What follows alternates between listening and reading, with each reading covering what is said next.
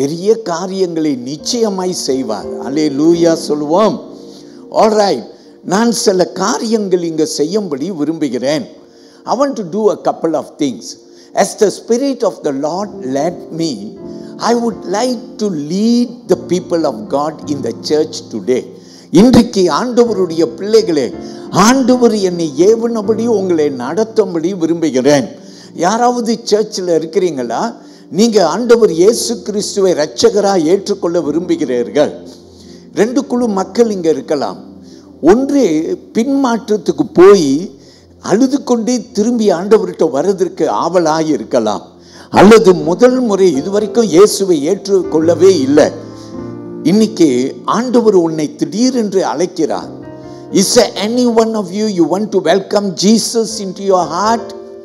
உங்களுக்கு வேதத்தில் இருந்து ஒரு பகுதியை நான் உங்களுக்கு சொல்லி சீக்கிரமாய் ஜெபிக்க போகிறேன். அப்போஸ்தலர் புஸ்தகத்தில் 16ஆம் அதிகாரத்தில் வசனங்கள் 25 துவங்கி நீங்க போனீங்கன்னாக்கா, அங்கே அந்த வசனத்தில் நீங்கள் பார்க்கக்கூடிய ஒரு முக்கியமான கருத்து, பவுலும் சீலாவும் சிறைச்சாலையிலே அடிக்கப்பட்டு துன்புறுத்தப்பட்டு சிறைச்சாலைக்குள் கிடக்கிறார்கள்.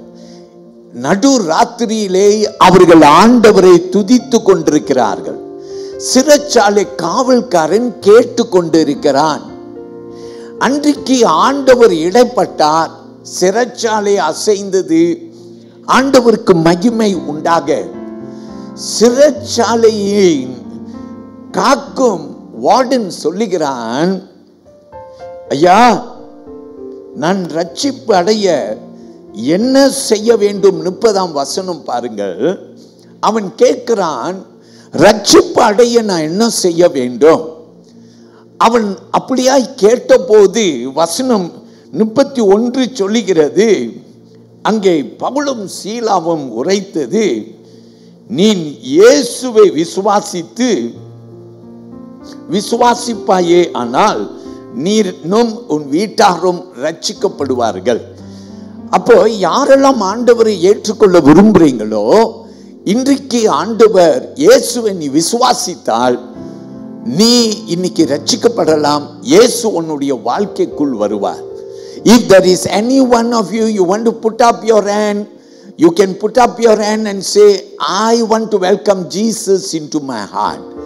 இயேசுவை என்னுடைய இருதயத்துக்குள் வரவேற்க விரும்புகிறேன். சில பேர் வெட்கப்பட்டு கொண்டிருக்கலாம். நீங்க மனசுல ஒருவேளை யோசிக்கலாம், நான் இயேசுவை ஏற்றுக்கொள்கிறேன். நீ யாரா இருந்தாலும் இயேசு இன்றைக்கு உன்னை நேசிக்கிறார். உனக்காக ஒரு ஜெபத்தை ஏறெடுக்கும்படி நான் விரும்புகிறேன். எல்லாரும் கண்களை மூடி ஜெபிப்போமா? அன்பின் ஆண்டவரே, இன்னைக்கு யாரெல்லாம் இயேசுவை என் ஆண்டவர் என்று என் உள்ளத்தில் வரவேற்கிறேன் என்று சொல்லுகிறார்களோ, அவர்கள் எல்லாரும் இன்னைக்கு ரட்சிக்கப்படுவார்கள். அவர்கள் எல்லாரையும் நீர் ஆசீர்வதிப்பேர். அவர்கள் உம்முடைய பிள்ளைகள் என்று நான் வாழ்த்துகிறேன். எல்லாரும் ஆமீன் சொல்லுவோம். கைகளை தட்டி ஆண்டவருக்கு நன்றி சொல்லுவோம். இயேசு பெரியவராக இருப்பாராக. இன்றைக்கு செப்டம்பர் மாதம் முதல் பிரசங்கத்தை கேட்க இருக்கிறோம். இந்த செப்டம்பர் மாதத்தின் தலைப்பு நம்முடைய புல்லட்டின்லே நீங்கள் பார்ப்பீர்கள் என்றால், கிராட்டிடியூட் அண்ட் பிரைஸ், நன்றியும் ஸ்தோத்திரமும் என்ற ஒரு தலைப்பை நீங்கள் பார்ப்பீர்கள். 1 தெசலோனிக்கேயர் 5ஆம் அதிகாரத்தில் வசனம் 16, 17, 18. If you will come with me to 1 Thessalonians chapter 5 verses 16, 17 and 18, it reads like this in Tamil. எப்பொழுதும் சந்தோஷமாய் இருங்கள், இடைவிடாமல் ஜெபம் பண்ணுங்கள், எல்லாவற்றிலேயும் ஸ்தோத்திரங்கள் செய்யுங்கள். அப்படி செய்வது கிறிஸ்து இயேசுவுக்குள் உங்களை குறித்து தேவனுடைய சித்தமாய் இருக்கிறது. ஆமென் சொல்லுவோமா? ஹல்லேலூயா. இதுதான் இந்த மாதத்தின் நம்முடைய தலைப்பு. என்ன தலைப்பு சொல்லுங்க? இந்த மாத தலைப்பு நன்றியும் ஸ்தோத்திரமும், கிராட்டிடியூட் அண்ட் பிரைஸ். இப்போ நீங்க கேட்கலாம், ஏன் பாஸ்டர் இந்த தலைப்பு இந்த மாதம்? நீங்கள் புல்லட்டினில் பார்த்தீங்கன்னாக்கா நம்முடைய ஸ்தோத்திர பண்டிகை வாரம் 19ஆம் தேதி செப்டம்பர் மாதம் ஆரம்பிக்கிறது. 5ஆம் தேதி அக்டோபர் ஞாயிற்றுக்கிழமை நமக்கு ஸ்தோத்திர பண்டிகை ஞாயிறு. அதை முன்னிட்டு ஒவ்வொருவரும் உங்களை ஆயத்தப்படுத்தத்தக்கவே உங்களுக்கு இந்த பிரசங்கங்கள் கொடுக்கப்படுகிறது. தேவன் உங்களை ஆசீர்வதிப்பாராக. அடுத்தபடி நான் உங்களுக்கு இன்றைக்குரிய தலைப்பை நான் உங்களுக்கு பகிர்ந்து கொள்ள போறேன். I want to share today's theme. Our theme for today is thank you changes everything. நன்றி சொன்னால் எல்லாம் மாறிடும் என்ற ஒரு தலைப்பு. ஆமேன் சொல்லுவோமா? யாரெல்லாம் ரொம்ப முறுமுறுக்கிறீங்க, நீங்க நன்றி சொல்லுங்கள், எல்லாம் மாறி போகும். ஆமேன் சொல்லுவோமா? ஹல்லேலூயா. நிச்சயமா மாறி போகும். உன் தலையெழுத்து மாறி போகும், உன் சூழ்நிலை மாறி போகும், உன் வாழ்வு மாறி போகும், உன் குடும்ப சூழ்நிலை மாறி போகும், எல்லாம் மாறி போகும். எப்போ? நீ நன்றி சொல்லும் போது. சந்தோஷமா இருக்கும்போது நன்றி சொல், துக்கமா இருக்கும் போது நன்றி சொல், எல்லா நேரங்களிலும் நீ நன்றி சொல். நீ நன்றி சொன்னால் ஆண்டவர் உன் சிறையிருப்பை மாற்றி போடுவார். எல்லாம் மாறி போகும். ஒரு அல்லேலூயா என்று சொல்லி தேவனை மகிமைப்படுத்துங்கள். 2 ராஜாக்கள் 5ஆம் அதிகாரத்தில் வசனம் 13 இருந்து 19 வரைக்கும் நாம் எடுத்துக்கொள்கிற வேத பகுதி நாகமான் என்று நாம் சற்று முன்பு வாசித்தோம். அந்த வேத பகுதியில் இருந்து நான் உங்களோடு கூட ஒரு 4 காரியங்களை நான் பகிர்ந்து கொடுக்கும்படிக்கு விரும்புகிறேன். ஆண்டவர் உங்களை நிச்சயமாய் ஆசீர்வதிப்பார். ஓகே, நான் ஒரு கதை ஒன்று உங்களுக்கு சொல்லும்படி விரும்புகிறேன். ஒரு வாலிப பையன் ஒருவன் இருந்தான். ஆந்தனி ரே ஹிண்டன் என்று சொல்லப்பட்ட ஒரு பிளாக் அமெரிக்கன். இந்த பிளாக் அமெரிக்கன் வாழ்க்கையிலே திடீரென்று ஒரு ஆபத்து நேரிட்டது. It was the year 1985. 1985 ஆண்டு இந்த ஆந்தனி என்று சொல்லப்படுகிற இவன் வாழ்க்கையிலே ஒரு பெரும் ஆபத்து உண்டானது. என்ன நடந்தது அப்படின்னா, இவன் ஃபேக்டரியில் வேலை செய்கிறான். அந்த ஃபேக்டரியில் வேலை செய்யும் போது அவர்கள் எல்லாரும் பஞ்ச் கார்டு அடிக்கணும். சிசிடிவியிலே அவர்களுடைய நடமாட்டங்கள் தெரியும். அல்லேலூயா. இப்படி இருந்தும் கூட திடீரென்று அவனை தேடிக்கொண்டு போலீஸ் அதிகாரிகள் வந்தார்கள். ஏன் என்று அவனுக்கே தெரியாது. அவர்கள் சொல்லுகிறார்கள், இந்த குறிப்பிட்ட நேரத்தில் இந்த இடத்துல நடந்த இந்த சம்பவத்தில் நீனும் இருந்தாய் என்று அவனை பிரியமானவர்களே குற்றம் சாட்டினார்கள். அவன் சொன்னான், நான் வேலையில் இருந்தேன், சிசிடிவியை பாருங்கள், பஞ்ச் கார்டை பாருங்கள், நான் வேலையில் இருந்தேன் என்று வாக்குவாதம் பண்ணினான். ஒரு போலீஸ் அதிகாரி ஆந்தனியை பார்த்து சொன்னான், Anthony, you are a black American and so you will go to the prison அப்படின்னு சொன்னான். போலீஸ் அதிகாரி சொல்லுகிறான், நீ ஒரு அமெரிக்கனாய் இருந்தாலும் கருப்பனாய் இருக்கிறாய், அதனால் நீ நிச்சயமாய் சிறையிருப்புக்கு போவாய். ஒன்றும் செய்யாத ஆந்தனி உடனடியாக வெகு சீக்கிரமாக நீதிமன்றத்தில் நிறுத்தப்பட்டான். வெகு சீக்கிரமாக அவனுக்கு தண்டனை கொடுக்கப்பட்டது. அவன் மரணத்திற்கு தண்டனையை கொடுத்தார்கள். பிரமித்து போன, ஆச்சரியப்பட்டான். அவனால் நம்பவே முடியலை. ஒரு நாளிலே அவனுடைய வாழ்வின் சூழ்நிலை மாறிவிட்டது. சிறைச்சாலையிலே கிடக்கிறான். இவர்கள் சொன்னார்கள், you will go to the gallows, நீ மரணத்தை நோக்கி போவாய் என்று சொன்னார்கள். அருமையான தேவனுடைய பிள்ளைகளே, இந்த ஆந்தனியை குறித்து நான் வாசித்தேன். மனம் சோர்ந்து இருந்திருந்தாலும் அவனுக்குள்ளார இருந்த ஒரு உற்சாகம், நான் தப்பு செய்யல. அதனால் இவன் என்ன செய்தானாம், அவனுக்கு கொடுத்திருந்த அந்த சிறைச்சாலையின் அறை 5 அடிக்கு 7 அடி அந்த சிறைச்சாலையில இருந்து ஒவ்வொரு நாளும் ஒரே மணி நேரம் அவன் வெளியில கொண்டு வரப்படுவான். அப்படி என்றால் 23 மணி நேரம் ஒவ்வொரு நாளும் அந்த 5:7 என்ற அறைக்குள்ளாரத்தான் அவன் கிடப்பான். ஆனாலும் பிரியமானவர்களே, அவனை குறித்து சொல்லுகிறது, அவன் ஆண்டவருக்கு நன்றி சொல்லிக் கொண்டே இருப்பானா? எல்லாவற்றுக்கும் நன்றி ஆண்டவரேன்னு சொல்லுவானா? சிறைச்சாலையில் இருக்கிற மற்ற கைதிகள் சோர்ந்து போய் இருக்கும்போது அவர்களுக்கு உற்சாகம் கொடுப்பானா? எத்தனையோ கைதிகள் பிரியமானவர்களே, அவர்கள் மரண நாள் வந்த போது படுகிற பாடுகளை இவன் கண்ணால பார்த்து இவனும் அப்படியாய் ஒரு நாள் நிறுத்தப்படுவான் என்று அறிந்தும் கூட இவன் என்ன செய்தானாம்? இவன் இருதயத்தை தேற்றி கொண்டானாம், எல்லாரையும் உற்சாகப்படுத்தினானாம். ஹல்லேலூயா. 2014 வந்தது.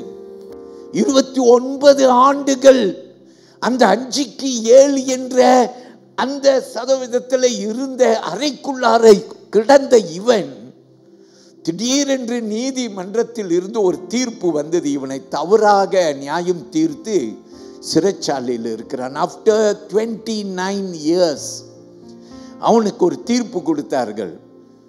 இவன் நிரபராதி, இவன் போகலாம், விடுதலையாய் போகலாம் என்று சொன்னார்கள். என் பிரியமான தேவனுடைய பிள்ளைய 3ஆம் தேதி ஏப்ரல் மாதம் 2015 அவனை விடுதலை செய்தார்கள். அவன் வெளியே வந்தான். அவன் வந்த உடனே ஜேர்னலிஸ்ட் வந்தார்கள், பத்திரிகைக்காரர்கள் வந்தார்கள். அவன் கிட்ட வந்து கேட்டார்கள், 30 ஆண்டுகள் சிறையிருப்பிலே இருந்திருக்கிறாய், உன்னை சிறையிருப்பிலே தவறான ஒரு நீதி மன்றத்தின் தீர்ப்பில் உன்னை போட்டதில் உனக்கு அவர்கள் மேல கோபம் இல்லையா என்று கேட்டார்கள்.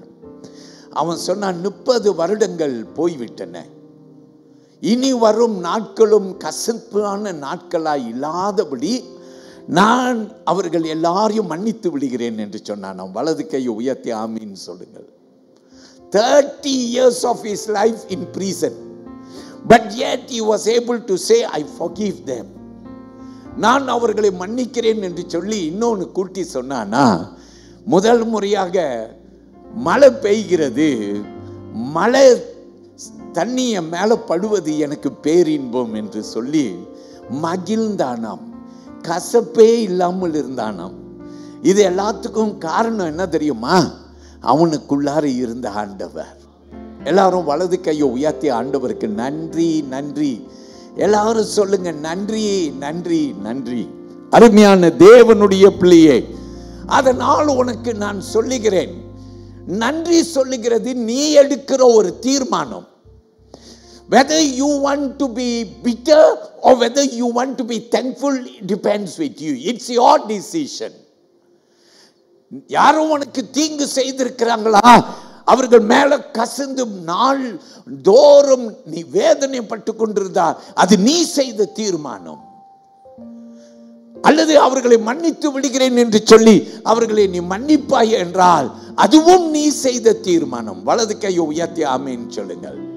அல்லேலூயா. இன்னைக்கு நீ யாராய் இருக்கிற, யாரை நீ மன்னிக்கல, யாரை குறித்து கசந்து கொண்டிருக்கிற, இந்த மாதம் உன்னை நான் நடத்த போகிறேன். எதுக்கு தெரியுமா? நன்றி சொல்வதற்கு. எல்லாரும் சொல்லுங்க அல்லேலூயா. உன் கணவனை மன்னி, உன் மனைவியை மன்னி, உன் பிள்ளைகளை மன்னி, உன்னை சுற்றி இருக்கிறவர்களை மன்னி. ஏன்னா ஆண்டவர் கரம் உன் மேல இருக்கிறது. எல்லாரும் அல்லேலூயா சொல்லுவோம். பிரியமான தேவனுடைய பிள்ளையே, இப்படிப்பட்ட வார்த்தையோடு நான் உங்களோடு கூட இன்றைக்கு ஒரு 4 குஷ்டரோகிகளை குறித்து வேதத்திலே பேசப்பட்டிருக்கிறது. அதை குறித்து நான் உங்களோடு கூட சீக்கிரமாய் வர்ணிக்கும்படி விரும்புகிறேன். 2 ராஜாக்கள் எடுத்துக்கொள்ளுங்கள், 7ஆம் அதிகாரம் வசனங்கள் 10 துவங்கி நீங்கள் 3 துவங்கி 10 வரையிலும். ஆனால் 6ஆம் அதிகாரத்தில் இருந்தே நாம் பார்க்கலாம். சீக்கிரமாய் உங்களுக்கு நான் குறிப்புகளை கொடுத்திருக்கிறேன். நீங்கள் சீக்கிரமாய் கவனிக்கும்படி உங்களை அழைக்கிறேன். 2 ராஜாக்கள் 6ஆம் அதிகாரம் 24:5 பார்த்தீங்கன்னாக்கா, சமேரியாவுக்கு விரோதமாய் சீரியா எழும்பி அவர்களை முற்றுகை போட்டார்கள். அதனால் அந்த பட்டணத்துக்குள்ளார, சமேரியாக்குள்ளார யாரும் போக முடியல, வெளியில வரவும் முடியல.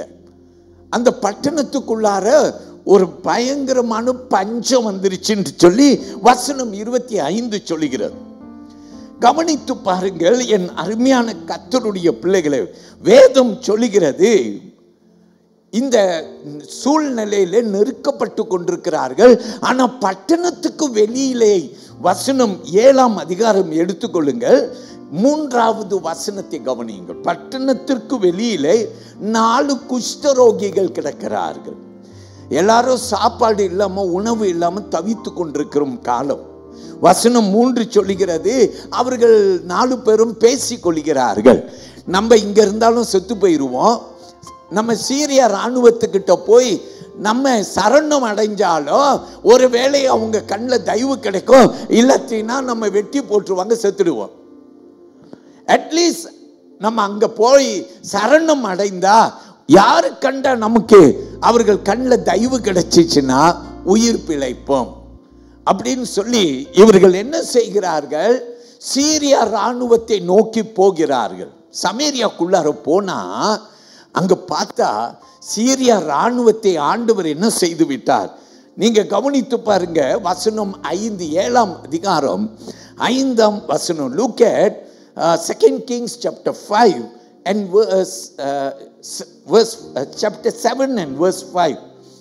அங்க வசனம் வாசியுங்கள், கேட்போம்.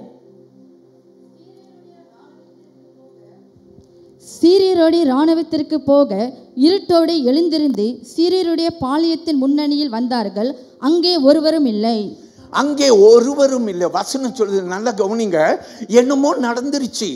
சீரியா சுத்தி சமேரியாவை அவர்கள் முற்றுகை போட்டு விட்டார்கள். ஒருவனும் சமேரியாக்குள்ள போக முடியல, வெளியே வர முடியல.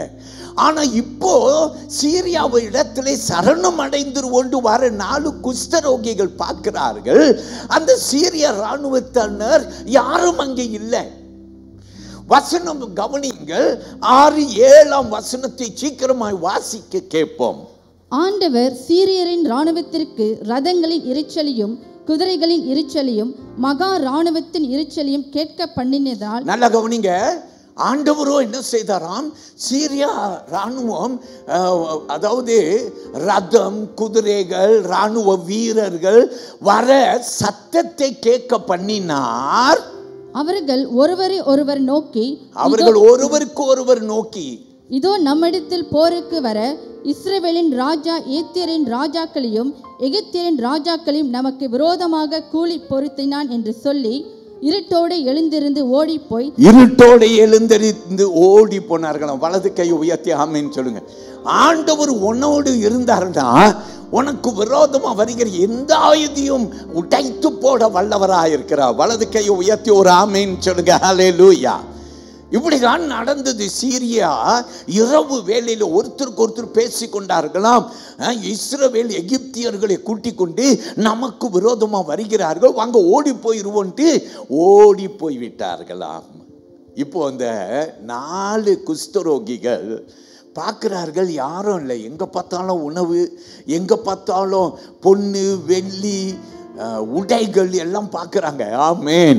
எல்லாம் வாரிக்கொள்கிறார்கள், எல்லாத்தையும் எடுத்துக்கொள்கிறார். எல்லாரும் ஆமேன்னு சொல்லுங்க. ஹல்லேலூயா. இது எப்படி நடந்துச்சு? இது ஆண்டவர் செய்த ஒரு அற்புதம். ஹல்லேலூயா. பைபிள் வசனம் சொல்லுகிறது, 8ஆம் வசனம், அவர்கள் புசித்தார்கள், குடித்தார்கள், தங்களுக்கென்று பொன்னையும் வெள்ளியையும் அவர்கள் ஆடைகளையும் எடுத்துக்கொண்டார்கள். நாம் சொல்லுவோம் ஹல்லேலூயா. அப்புறம் ஒரு குற்ற நெஞ்சி வருகிறது. 9ஆம் வசனம் கவனிங்க. அவர்களுக்கும் ஒரு மனசுல ஒரு எண்ணம், நம்ம செய்யறது சரியா? வாசிங்க கேட்போம். பின்பு அவர்கள் ஒருவர் ஒருவர் நோக்கி, நாம் செய்கிறது நியாயமல்ல, நாம் செய்கிறது நியாயம் இல்ல. இந்நாள் நற்செய்தி அறிவிக்கும் நாள், இந்த நாள் நற்செய்தி அறிவிக்கும் நாள். நாம் மௌனமாயிருந்து பொழுது விடியற மட்டும் காத்திருந்தால் குற்றம் நம்மேல் சுமரும். இப்போதும் நாம் போய் ராஜாவின் அரண்மனையாருக்கு இதை அறிவிப்போம், வாருங்கள் என்றார்கள். ஆமேன். வலது கை உயர்த்தி ஆமீன் சொல்லுங்க. ஹல்லேலூயா. நல்லா கவனிங்க, ஆண்டவர் என்னெல்லாம் செஞ்சார். ஒரு இராணுவ சத்தத்தை வர பண்ணினார், குதிரை சத்தத்தை வர பண்ணினார். இதை கேட்டு பயந்து ஓடி போய்விட்டார்கள். மனுஷன் ஆதரவு இல்லாம சீரியாவை துரட்டி விட்டுட்டார். ஆமேன் சொல்லுங்க. உன் வாழ்க்கையில உனக்கு விரோதமா வருகிற எந்த ஆயுதமும் வாய்க்காது என்று சொல்லுகிறது உண்மை. ஆமேன். அவரால் கூடாதது ஒன்றுமே இல்லை. இரண்டாவது பாருங்க, 4 குஷ்டரோகிகளை வைத்து ஆண்டவர் சுவிசேஷம் சொல்ல வச்சிட்டார். வலது கையை உயர்த்தி ஆமேன் சொல்லுங்க. ஹல்லேலூயா, ஹல்லேலூயா. 4 குஷ்டரோகிகள் நல்லா சாப்பிட்டு வயிறு நிறைய திருப்தி ஆகி அவர்களுக்கென்று எடுத்து எல்லாத்தையும் புதைத்து விட்டு பின்பு நினைக்கிறார்கள், நாம் செய்வது நியாயம் அல்ல.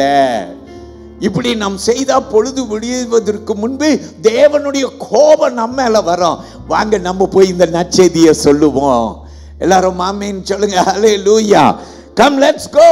நாம் போய் இந்த நற்செய்தியை சொல்லுவோம். இது ரட்சிப்பின் நாள், நற்செய்தியின் நாள். எல்லாரும் சொல்லுங்க ஹல்லேலூயா.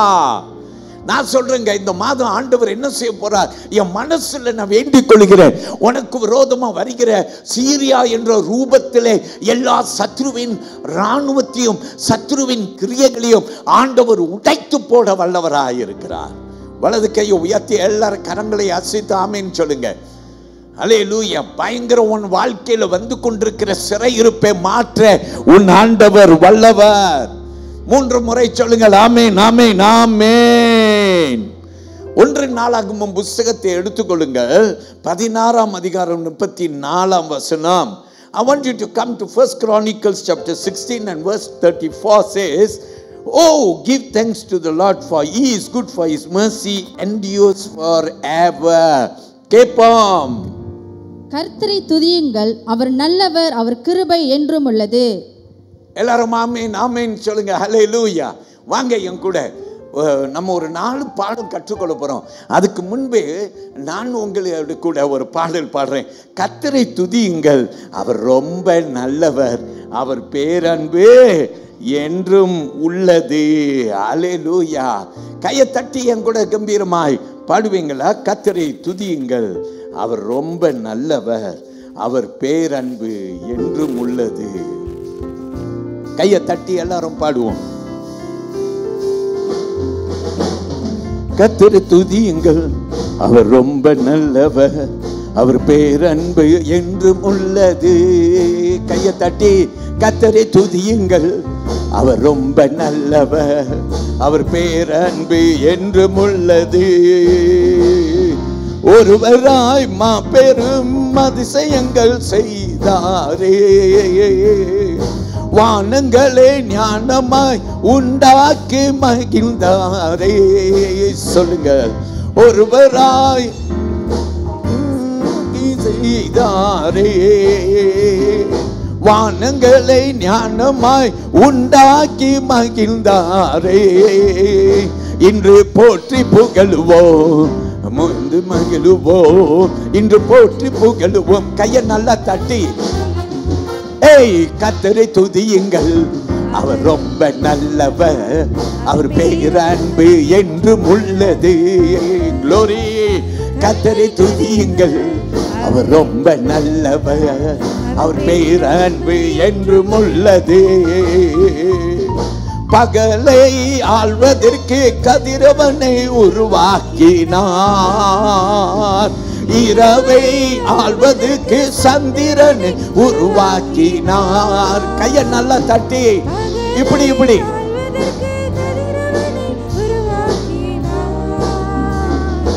இரவை ஆள்வதற்கு சந்திரனை உருவாக்கினார். போற்றி புகழுவோம், நாம் பகிர்ந்து மகிழுவோம், இன்று போற்றி புகழுவோம், நாம் மகிழ்வோம். ஏய் கர்த்தரை துதியுங்கள், அவர் ரொம்ப நல்லவர், அவர் பேர் அன்பு என்று உள்ளது. நல்ல சந்தோஷமா துதியுங்கள். அவர் ரொம்ப நல்லவர், அவர் பேர் அன்பு என்றும் உள்ளது. சொல்லுங்க, கர்த்தரை துதியுங்கள். அவர் ரொம்ப நல்லவர், அவர் பேர் அன்பு என்றும் உள்ளது. கையை நல்லா தட்டி சொல்லுங்க, கர்த்தரை துதியுங்க. அவர் ரொம்ப ரொம்ப நல்லவர், அவர் அன்பு என்றும் மாறாது. ஆமேன்.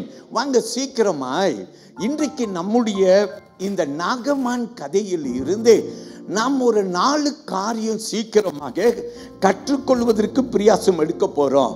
நாம் இன்றைக்குரிய தலைப்பை மீண்டும் கவனிப்போம். Thank you changes everything. நன்றி சொன்னால் எல்லாம் மாறிடும். எல்லாரும் ஆமீன் சொல்லுங்க. நன்றி சொன்னா எல்லாம் மாறிடும். எல்லாரும் நன்றி சொல்லுங்க. எல்லாரும் அல்லேலூயா. நன்றி சொல்லுங்க, சத்தமா சொல்லுங்க. எல்லாரும் நன்றி. எதுக்கு நன்றி சொல்லுங்க? பாஸ்டருக்கா? இல்லை, யாருக்கு? ஆண்டவருக்கு சொல்லுங்க நன்றி. சில பேருக்கு உடனே யோசனை வரும், ஏதோ உனக்கு நன்றி சொல்லாமல் போயிட்டோம்ல. நீ நினைப்ப, ஆனால் இது யார் உன் மனசில் போடுறதுன்னா ஆண்டவர். ஆண்டவரே உன் மனசில் போடுறார். என்னத்தை போடுறாருன்னா, இதுக்கு நீ எனக்கு நன்றி சொல்ல தெரியுமா, நான் எத்தனை பெரிய அற்புதம் செய்தேன் தெரியுமா, அவர் உனக்கு அற்புதம் செய்தார். எல்லாரும் ஆமீன் சொல்லுங்க. நீதிமானே அவர் கைவிடவே மாட்டார். உன்னை கைவிட மாட்டார். ஆபத்து வந்தது மாதிரி இருக்கும், வந்த ஒரு வேகத்திலே ஓடியே போயிடும். அல்லேலூயா சொல்லுங்க. அல்லேலூயா. பாடுவோமா? இன்னொரு வாட்டி ஒரு ஆசை வருது எனக்கு, நீங்க ரொம்ப பாடுறதுக்கு. நன்றி நன்றி நன்றி என்று நாள்தோறும் பாடிடுவோம். பாடுவோம், என்னோடு கூட சேர்ந்து பாடுங்கள். கர்த்தருக்கு நன்றி சொல்லுங்க. கர்த்தர் பெரியவராக இருப்பாராக. அல்லேலூயா. Praise the Lord.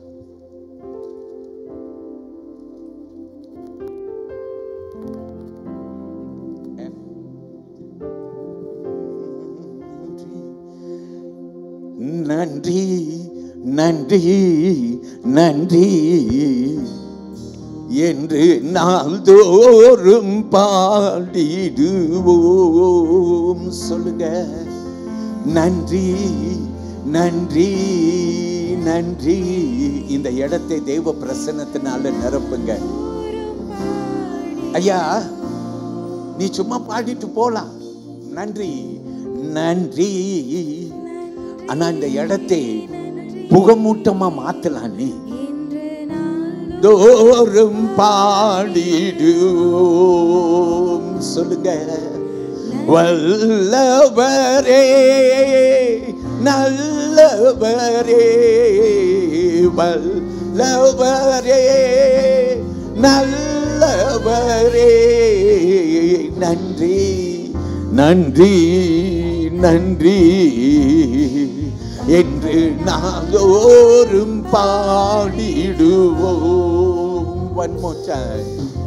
நன்றி நன்றி நன்றி. நல்லா எல்லாரும் நாள்தோறும் பாடிடுவோம். அவருக்கு நன்றி சொல்ல வேண்டும். அப்ப இந்த மாதம் இந்த முதலாவது தலைப்பு ஆனது தேங்க்யூ சேஞ்சஸ் எவ்ரிதிங். நன்றி சொன்னால் எல்லாம் மாறிடும். எல்லாரும் ஆமென் சொல்லுவோம். அல்லேலூயா.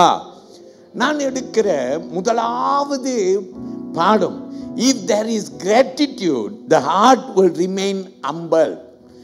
நன்றி இருந்தால் மனம் தாழ்மையுடன் இருக்கும். நன்றி இல்லைன்னா மேட்டுமை ஆயிடும். எல்லாம் நான் தான் செஞ்சேன், என்னால் தான் ஆணிச்சு, நான் தான் வீடை கட்டினேன், நான் தான் இந்த வேலைக்கு தகுதியானவன், ஏன்னா படிச்சிருக்கிறேன், நான் என்ற தன்மையை நீ வெறுப்பாயே என்றால், தூக்கி உதறிவாயே என்றால், அல்லேலூயா, தன்னை தாழ்த்துகிறவன் உயர்த்தப்படுவான். வேதம் சொல்லுகிறது, நன்றி நமக்கு இருந்தால் மனம் தாழ்மையுடன் இருக்கும். ஆமென் சொல்லுங்க. ஹல்லேலூயா. அல்லேலூயா சொல்லுங்க. ஆமென். பிரியமானவர்களே, ஒரு மனுஷன் இருந்தான், ரொம்ப வருஷமா ஒரு வீடு வாங்கி அந்த வீட்டிலேயே குடியிருந்தான். இந்த மனுஷன் ஒரு நாள் அவன் தனிமையில் உட்கார்ந்து கொண்டிருக்கும் போது நினைச்சா, இந்த வீட்டில் ரொம்ப நாளா இருந்துட்டேன், அதனால எனக்கு இந்த வீடு பிடிக்காம போயிடுச்சு. சுத்தமா பிடிக்கல, இந்த வீடு எனக்கு சுத்தமா பிடிக்கல, நான் மாறி விடும்படி விரும்புறேன் அப்படின்னு நினைச்சு ஒரு நாள் திடீரென்று அவன் ஒரு ஏஜென்ட்டை கூப்பிட்டான். ஏஜென்ட்டை கூப்பிட்டு வீட்டுக்கு வான்னு சொன்னான். அவன் வீட்டுக்கு வந்தான். வந்த உடனே சொன்னான், என் வீட்டை பார், இந்த வீட்டில் ரொம்ப நாளா குடி இருந்துட்டேன், அதனால எனக்கு இந்த வீடு சுத்தமா பிடிக்காம போயிருச்சு, இந்த வீடை விற்கலான்னு நினைச்சேன். இவன் ரியல் எஸ்டேட் ஏஜென்ட், வாஞ்சோடு வந்திருக்கிறான். ஃபைலை எடுத்தான், நோட்டை எடுத்தான், பெண்ணை எடுத்தான், எல்லாவற்றையும் எடுத்தான். அல்லேலூயா. உடனே அந்த ஐயா கிட்ட கேட்டான், உங்க வீட்டை குறித்து கொஞ்சம் எனக்கு சொல்லுங்க, வர்ணிங்க, நான் எழுதி கொண்டு நான் என்ன மாதிரி ஒரு விளம்பரம் கொடுக்கலான்ட்டு உங்களுக்கு நான் ஆலோசனை கொடுக்கிறேன், நீங்க ஓகே சொன்னா இந்த விளம்பரம் கொடுக்கப்படும், உங்க வீடு சேலுக்கு வந்துடும் சொன்னான். அல்லேலூயா.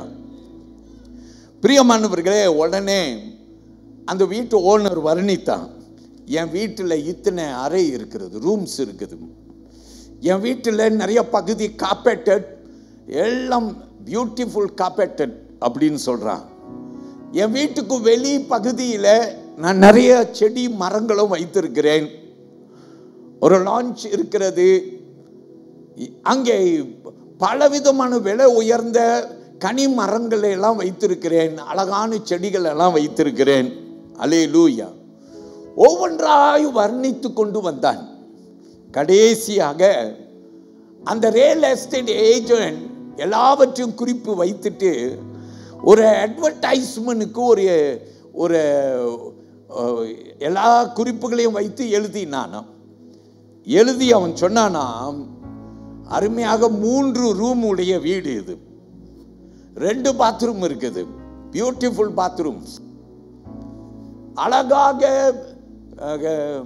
கார்பெட் கிராஸ் இருக்கு.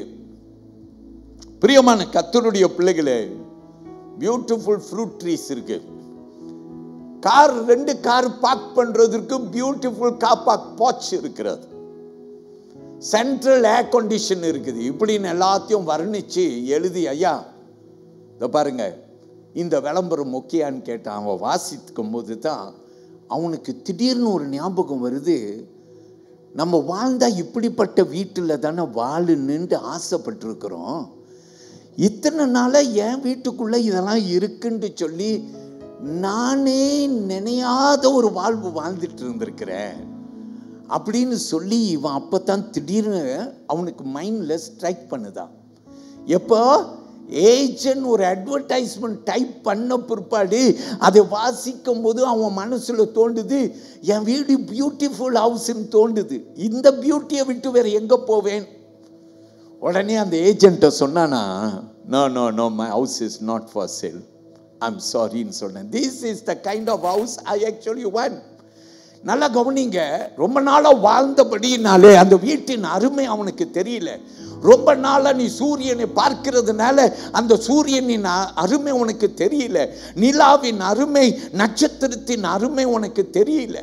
அதனால தான் ஒரு காமெண்ட் என்று ஒன்று வந்துட்டா எத்தனையோ வருடத்துக்கு பிற்பாடு ஒன்று தோன்றுகிறது என்று சொல்லி நாம் வானத்தை அண்ணாந்து ஆண்டு பார்க்கிறோம், ஆனால் இருக்கிறவைகளை பார்த்து நன்றி சொல்லுவது இல்லை என்று பிரியமானவர்களே நான் உணர்ந்தேன். கர்த்தருக்கு நாம் நன்றி சொல்லுவோம், தேவன் பெரியவராய் இருப்பாராக. எல்லாரும் சொல்லுங்க ஹல்லேலூயா. when you thank the Lord then humbleness will surely come. நீ ஆண்டவருக்கு நன்றி சொல்லும் போது தாழ்மை நிச்சயமாய் உனக்கு உண்டாகும். வாருங்கள், நாகமான் கதையை எடுத்துக்கொள்ளுங்கள். 2 ராஜாக்கள் 5ஆம் அதிகாரத்தை எடுத்துக்கொள்ளுங்கள். a powerful man, ஒரு ஒரு ஒரு சிறந்த மனுஷன் இவன். ஏன்னா இராணுவ தலைவனாய் இருந்தான், சீரியா இராணுவத்தின் தலைவனாய் இருந்தான். அல்லேலூயா. 10வது வசனத்தை கவனிங்கள். எலிஷா வீட்டுக்கு வரான். எதுனால வரான்? அவன் ஒரு குஷ்டரோகி. அந்த குஷ்டரோகு நீங்க தக்க அவன் வேலைக்காரிச்சி சொன்னபடியினாலே எலிஷா ராஜாவை பார்க்க வந்தா, ராஜா தன் வஸ்திரத்தை கிழித்து கொண்டு அழுது கொண்டிருக்கும் போது எலிஷா என் வீட்டுக்கு அனுப்பி விடு. இவன் எலிஷா வீட்டுக்கு முன்னால போய் நிற்கிறான். அப்போ எலிஷா இவன் வந்திருக்கிறதை கண்டபோது வசனம் 10 சொல்லுகிறது, நீ போய் யோர்தான் நதியிலே 7 முறை முங்கி எழும்பு என்று சொல்லுகிறான். அல்லேலூயா. 11வது வசனத்தை பாருங்க. நாகமானுக்கு கோபம் வந்துருச்சு. எங்க ஊர்ல இல்லாத நதியா, இங்க உள்ள இந்த நாத்த பிடிச்ச யோர்தான் நதியிலையா நாம் போய் முங்க வேண்டும்? அவனுக்கு ஒரு கோபம். அல்லேலூயா. ஆனா வேலைக்காரன் சொல்லுகிறான், ஐயா இவ்வளவு தூரம் வந்துட்டீங்க, இந்த தீர்க்கதரிசி சொல்ற ஒண்ணு மட்டும் கேட்காம போகுமா? செஞ்சிருங்களேயா. அல்லேலூயா. 12வது வசனத்திலே கிளம்பினவன் என்ன செய்கிறான்? 13வது வசனத்திலே அவன் வேலைக்காரன் சொல்லுகிற வார்த்தையை கேட்டு யோர்தான் நதியை நோக்கி போகிறான். அல்லேலூயா. வசனம் 13 வாசியுங்கள், கேட்போம். அவன் ஊழியக்காரர் சமீபத்தில் வந்து அவனை நோக்கி, தகப்பனே, அந்த தீர்க்கதரிசி ஒரு பெரிய காரியத்தை செய்ய உமக்கு சொல்லி இருந்தால் அதை நீர் செய்வீர் அல்லவா? ஸ்நானம் பண்ணும், அப்பொழுது சுத்தமாவீர் என்று அவர் உம்மோடு சொல்லும்போது அதை செய்ய வேண்டியது எத்தனை அதிகம் என்று சொன்னார்கள். எல்லாரும் ஆமென் சொல்லுங்க. ஹல்லேலூயா. பிரியமானவர்களே, ஆண்டவருக்கு மகிமை. அதை கேட்டு இவன் போய் முங்கி எந்திரிச்சான் பாருங்க. 7வது முறை இவன் சொஸ்தமாயிட்டான். வசனங்கள் கொடுத்திருக்கிறேன். நீதிமொழிகள் 16ஆம் அதிகாரம் 18வது வசனம், பெருமை அழிவுக்கு காரணமாயிடும். ஆமேன். அதனால மத்தேயு 23:12வது வசனத்தையும் கவனிங்க. தாழ்மையை கர்த்தர் விரும்புகிறார், தாழ்த்துகிறவன் உயர்த்தப்படுவான். ஆமேன் சொல்லுங்க. ஹல்லேலூயா. இன்னொரு சம்பவத்தை சொல்லுகிறேன். 2 நாளாகமம் புத்தகத்தை எடுத்துக்கொள்ளுங்கள். Come with me to 2 Chronicles 26 chapter 26. வசனத்தை கவனிங்க. இன்னொரு பக்கத்திலே ஒருவன் இருக்கிறான். அதாவது நாகமான் கோபம் கொண்டா, ஆனாலும் அவன் போய் யோர்தான் நதியில முங்கினால சொஸ்தமாயிட்டான். ஆனா இன்னொருத்தன் இருந்தான் பாருங்க, ராஜா, ஊசியா ராஜா அப்படின்னு நாம் பார்க்கிறோம். 16வது வசனத்தை கவனிங்க. 2 Chronicles 26 verse 16. ஊசியா ராஜாவை குறித்து வேதம் சொல்லுகிறது, அவன் மேட்டுமை ஆனான். ஏன்னா அவன் ரொம்ப சக்சஸ்ஃபுல்லான ஒரு ராஜா. அல்லேலூயா.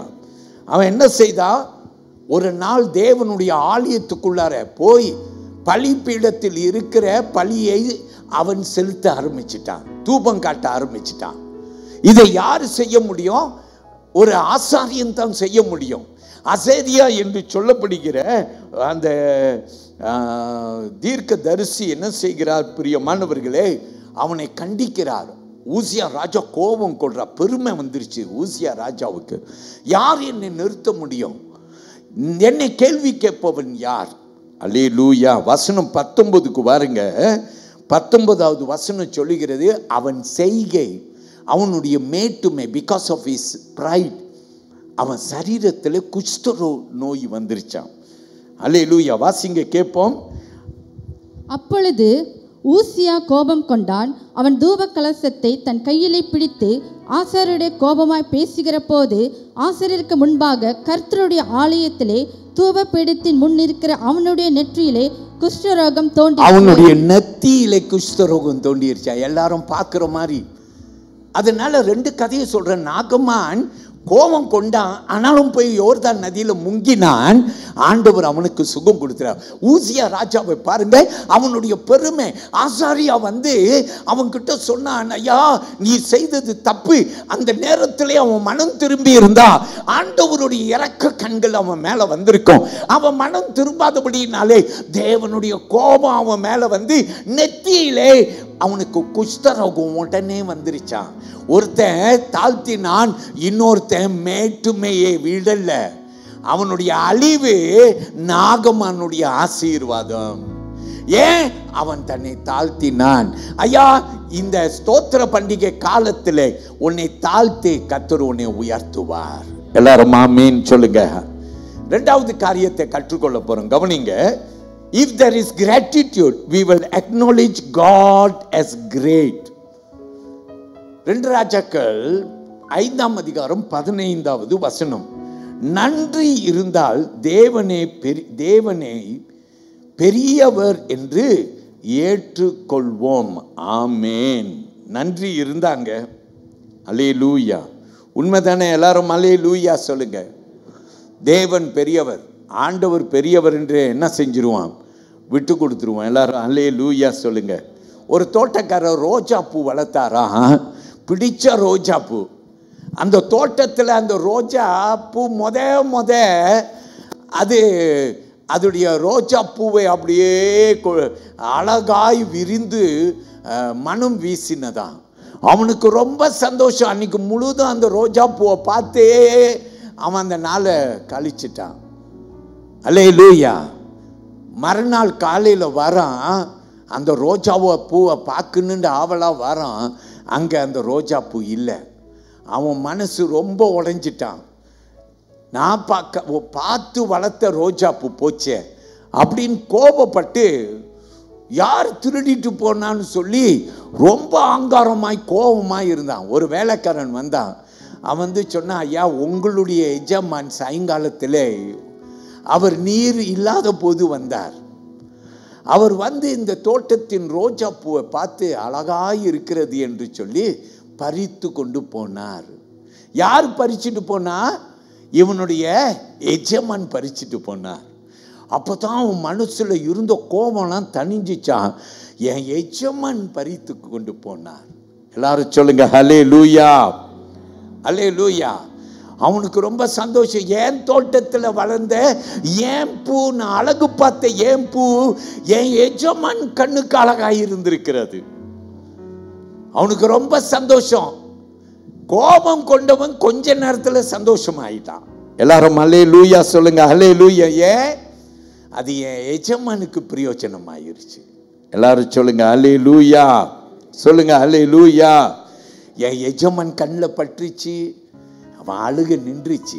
எல்லாரும் ஆமென் சொல்லுங்க. ஹல்லேலூயா. பிரியமானவர்களே, ஆண்டவர் பெரியவராக இருக்கிறார். எல்லாரும் சொல்லுங்க பிரைஸ் தி லார்ட். இப்ப நாகமன் காரியத்துக்கு வருவோமா? வசனத்தை எடுத்துக்கொள்ளுங்கள். 5ஆம் அதிகாரம் 15வது வசனம் கவனிங்கள், வாசியுங்கள், கேட்போம்.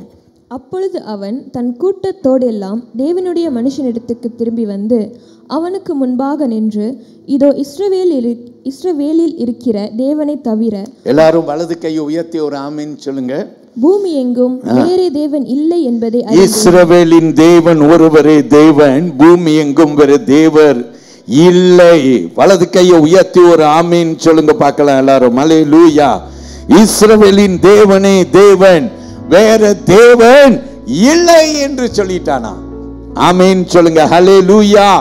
அருமையான கர்த்தருடைய பிள்ளையே, தேவன் பெரியவராக இருப்பார். அவன் எங்க போனா? எலிஷா கிட்ட போனா. ஹல்லேலூயா. அப்படின்னா நான் என்ன தெரியுமா நினைக்கிறேன், முதல்ல வந்து எலிஷா கிட்ட நிற்கும் போது கோபமா நின்னான். ஏன்னா எலிஷா அவனை பார்க்க கூட இல்லை. போய் யோர்தான் நதியில 7 முறை முங்கி எலும்பு என்று சொன்னான். இப்ப வந்து திரும்பி நிற்கிறான். ஆனா இப்ப வேறுபட்ட மனுஷனாய் நிற்கிறான். எல்லாரும் ஆமென் சொல்லுங்க. He was a different man now. Say amen. அவன் தேவ மனுஷனுக்கு முன்பாக எப்படி வந்து நிற்கிறான்? நன்றியின் உள்ளத்தோடு வந்து நிற்கிறான். எல்லாரும் சொல்லுங்க பிரைஸ் தி லார்ட். ஏன் நன்றி? என்னை சுகப்படுத்தி விட்டார். அல்லேலூயா. என் குஷ்டரோகம் நீங்கி விட்டது. அல்லேலூயா சொல்லுவோமா? ரோமர் 1ஆம் அதிகாரம் 21வது வசனத்தை கவனிங்கள். Look at Romans chapter 1 and verse 21. Because although they knew God, they did not glorify him as God, nor were thankful, but became futile in their thoughts, and their foolish hearts were darkened. எல்லாரும் ஆமென் சொல்லுவோமா? ஹல்லேலூயா சொல்லுங்க price the Lord. பிரியமானவர்களே, அவர்கள் இருதயம் இருள் அடைந்து விட்டது. 100க்கு அதிபதியை பாருங்க. மத்தேயு 8ஆம் அதிகாரத்தில் வசனம் 5 துவங்கி 13வது வசனம் வரைக்கும் பாருங்க. 100க்கு அதிபதி அதிகாரத்தில் இருந்தவன். ஆனா வசனத்தை கவனிங்க. இயேசுவை பார்க்க வந்திருக்கிறான். அவன் சொல்றான் இயேசு கிட்ட, ஆண்டவரே, நீர் என் வீட்டுக்கு வர்றதுக்கு நான் தகுதியற்றவன் அப்படின்னு சொல்றான். வசனம் 8 கவனிங்க. Look at Matthew chapter 8 and verse 8. A centurion, when Jesus wanted to come to his house, he said, I'm not worthy to welcome you into my house. A centurion. a man under authority. ஒரு 100க்கு அதிபதினா யாரு? அவனுக்கு கீழே 100 பேர் அவனுக்கு இருக்காங்க. இவன் அதிகாரியா இருக்கிறான். அவன் சொல்றான், ஆண்டவரே என் வீட்டுக்கு நான் உம்மை அழைத்து போக நான் தகுதி இல்லாதவன் என்று சொல்லுகிறான். பார்த்தீங்களா எவ்வளவு தாழ்மை உடையவனா இருந்திருக்கிறான். இயேசு அவனை பார்த்து 10வது வசனத்தை வாசிக்க கேட்போம். வாசிங்கள் பார்க்கலாம். இயேசு அதை கேட்டு ஆச்சரியப்பட்டு தமக்கு பின் சிலர்களை நோக்கி, இஸ்ரவேலருக்குள்ளும் நான் இப்படிப்பட்ட விசுவாசத்தை காணவில்லை என்று மெய்யாகவே உங்களுக்கு சொல்லுகிறேன். எல்லாரும் ஆமென் சொல்லுங்க. மெய்யாகவே உங்களுக்கு சொல்றேன், இஸ்ரவேலின் இப்படிப்பட்ட விசுவாசத்தை நான் பார்க்கல. பாத்தீங்களா, 100க்கு அதிபதி பாருங்க, அவன் எப்படி தன்னுடைய விசுவாசத்தை வெளிப்படுத்தினான். எல்லாரும் ஆமென் சொல்லுங்க பார்க்கலாம். ஹல்லேலூயா, சத்தமா சொல்லுங்க ஹல்லேலூயா. So if there is gratitude, we will acknowledge God as great. நமக்கு நன்றி இருதயம் இருந்துச்சுன்னா ஆண்டவர் பெரியவர் என்று நமக்கு நிச்சயமாய் ஒரு உணர்வு உண்டு. 3வது காரியம், வசனம் 16 எடுத்துக்கொள்ளுங்கள். 2 Kings chapter 5 and verse 16. If there is gratitude, life will be transformed. நன்றி இருந்தால் வாழ்க்கை மாறிவிடும். எல்லாரும் ஆமீன் சொல்லுங்க. யாரோட வாழ்க்கை மாறிச்சு? இந்த நாகமன் வாழ்க்கை மாறிச்சு. எனக்கு பிடிச்ச நிறைய ஊழியக்காரவங்கள்ல ஒரு ஊழியக்காரர், அவருடைய பேரு Matthew Henry. Matthew Henry commentary எழுதி இருக்கிறார். சரியா? இந்த மேத்யூ ஹென்றி ஒரு முறை தன்னுடைய வாழ்க்கையின் சாட்சியை எழுதுகிறார். என்ன சாட்சி தெரியுமா? ஒரு நாள் ஒரு திருடன் வந்து அவரை அடிச்சிட்டு அவர் கையில் உள்ள எல்லாத்தையும் பறிச்சுட்டு ஓடிட்டான். அல்லேலூயா. மேத்யூ ஹென்றி பிரியமானவர்களே அதை குறித்து எழுதி ஒரு 4 காரியம் சொல்லுகிறார். முதலாவது சொல்லுகிறார், அவர் நன்றி சொல்றார் பாருங்க. he was not angry. யாராவது உன்கிட்ட வந்து ஏதாவது நோண்டிட்டு போயிட்டா எவ்வளோ கோபம் வரும் உனக்கு. எல்லாருக்கிட்டையும் சொல்லுவோம்ல. 4 பேர் பார்த்தாங்கங்க, பார்த்தோம் ஒன்றும் செய்யாமல் இருந்தாங்கங்க, நம்ம கண்ணு கோபமாக இருக்கும். ஆனால் மேத்யூ ஹென்றி 4 காரியம் சொன்னாராம்.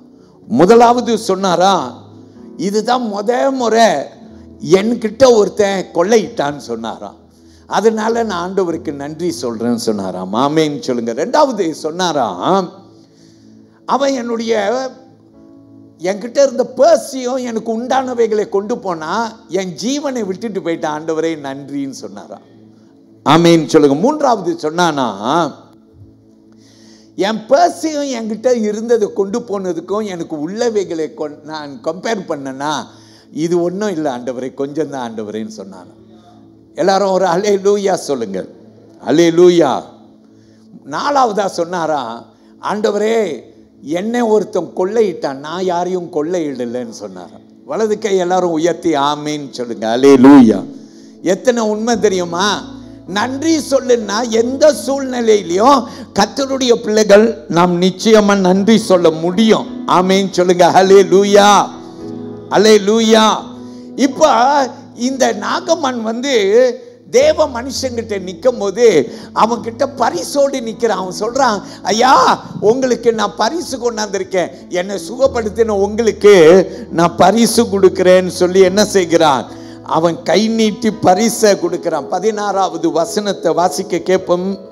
அதற்கு அவன், நான் வாங்குகிறதில்லை என்று கர்த்தருக்கு முன்பாக அவருடைய எலிசா சொல்றார், நான் வாங்குவது இல்லை. ஆமென். நிறைய ஊழியக்காரவங்க சொல்லுவாங்க, நான் நிறைய பேர் என்கிட்ட காணிக்க கொடுப்பது உண்டு, நான் வீடு சந்திக்க போனால் காணிக்க கொடுப்பது உண்டு. நான் சொல்லுவேன், பரவாயில்ல வச்சுக்கோங்க. விசுவாசிகள் சொல்லுவாங்க, பாஸ்டர் ஊழியக்காரனை கனம் பண்ணா அது எங்களுக்கு ஆசீர்வாதம் பாஸ்டர், எடுத்துக்கொள்ளுங்க. அல்லேலூயா. நான் ஜெபம் பண்ணி பெற்றுக்கொள்வேன். ஆனாலும் அவர்களிடத்தில் நான் ரிலாக்டனாக இருப்பேன். 40 வருஷம் ஊழியத்தில் இருக்குங்க. ஆனால் ஒருவர் என்கிட்ட கை நீட்டு ஒன்றை கொடுக்கும் போது பெற்றுக்கொள்றதுக்கு எனக்கு கஷ்டமாக இருக்கும். அல்லேலூயா. அவர்கள் சொல்லுவார்கள், பாஸ்டர் நீங்கள் எங்களை ஆசீர்வதிங்க. நான் ஆசீர்வதிப்பேன், சந்தோஷம், ஆமேன்னு சொல்வேன். ஆனால் பிரியமானவர்களை, எலிஷா இங்கே பெற்றுக்கொள்ள மாட்டேன் என்று சொன்னானாம். சொல்லுங்க அல்லேலூயா. கர்த்தருக்கு ஸ்தோத்திரங்க.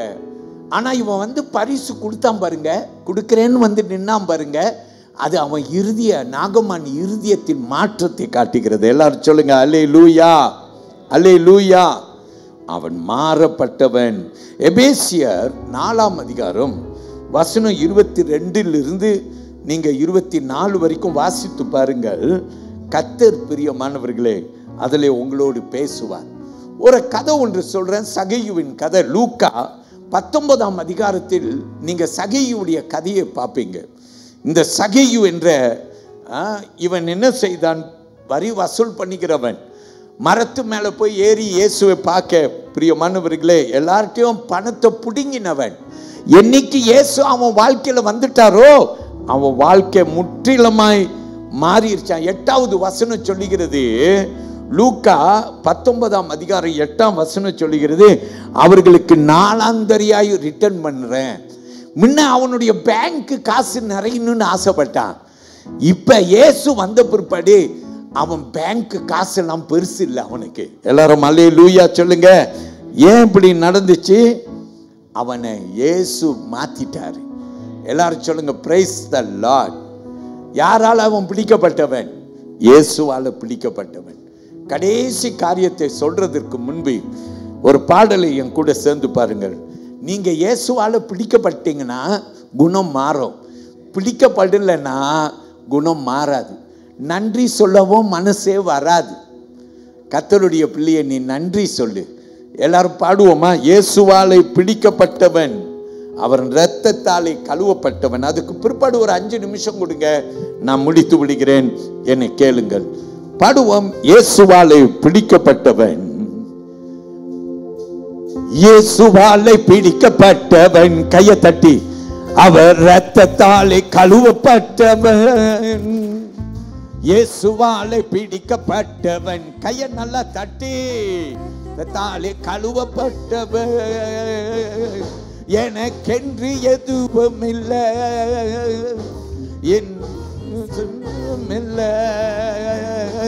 எனக்கென்று எதுவும் இல்லை, இப்பூமி சொந்தம் இல்லை. சொல்லுங்க, எல்லாமே இயேசு, இயேசு, எல்லாம் இயேசு, இயேசு, இயேசு, எல்லாம் இயேசு, இயேசு, இயேசு.